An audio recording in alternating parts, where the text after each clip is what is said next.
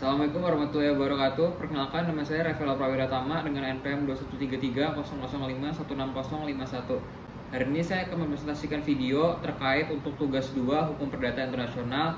Mata kuliah ini dibimbing oleh Bapak Ogian Hafiz Juanda, SA, LLM, CLA, CPARB, CML, CME, CMLC.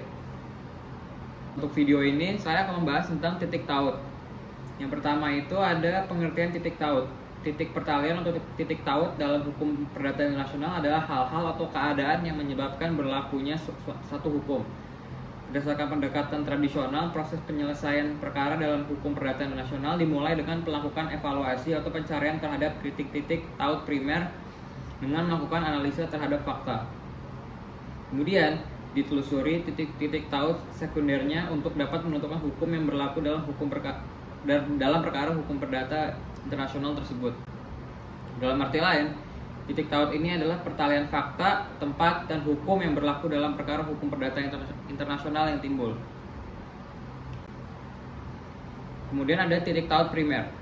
Titik taut primer adalah faktor-faktor atau keadaan dalam sengumpulan fakta yang menciptakan hubungan perdata internasional. Faktor-faktor titik taut primer.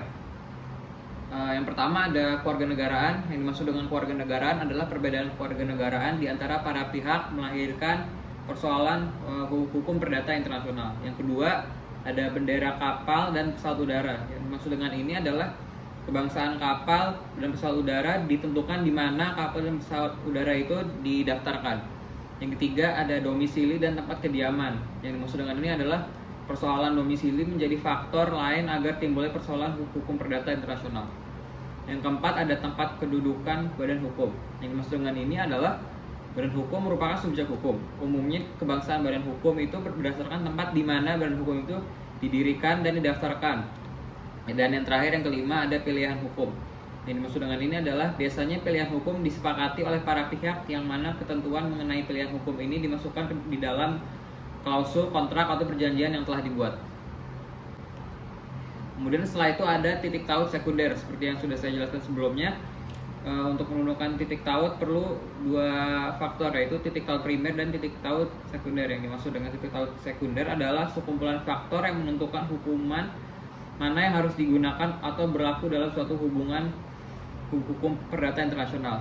Dalam ini yang dimaksud titik taut sekunder, yang pertama ada tempat terletaknya badan atau lex situs. Yang kedua ada tempat dilangsungkannya perkawinan atau lex loci cerebrationis. Yang ketiga ada tempat ditandatanganinya kontrak atau lex loci contractus. Yang keempat ada tempat dilaksanakannya perjanjian atau lex loci solutionis atau garis miring executionis. Yang kelima, tempat terjadinya perbuatan melawan hukum atau lex loci delicti commissi. Yang keenam, ada pilihan hukum atau choice of law. Yang ketujuh, tempat badan hukum berada. Dan yang terakhir, kewarganegaraan.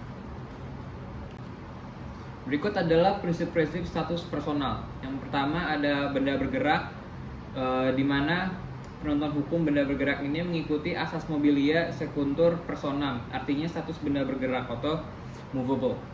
Tersebut ditetapkan berdasarkan hukum yang berlaku sesuai dengan kewarganegaraan pemilik benda bergerak tersebut. Jadi ditentukan berdasarkan kewarganegaraan benda tersebut.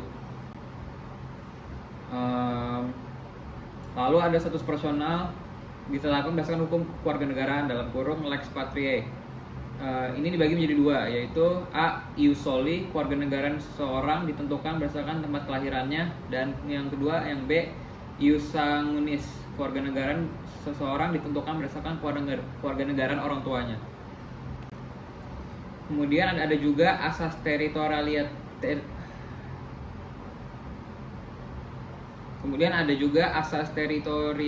atau domicile.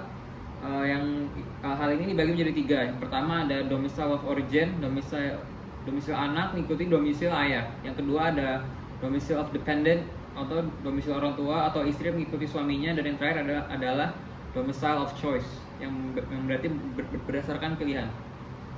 Dan untuk video ini saya juga mengangkat kasus. Kasusnya itu adalah 9AM Limited melawan PT Bangun Karya Pratama Lestari atau PT BKPL. Dalam kasus tersebut, 9AM Limited dan BKPL membuat perjanjian pinjaman atau loan agreement dalam bahasa Inggris tanpa terjemahan dalam bahasa Indonesia. Namun PT BKPL gagal membayar utangnya, sehingga 9AM Limited mengajukan gugatan ke pengadilan untuk menuntut pembayaran.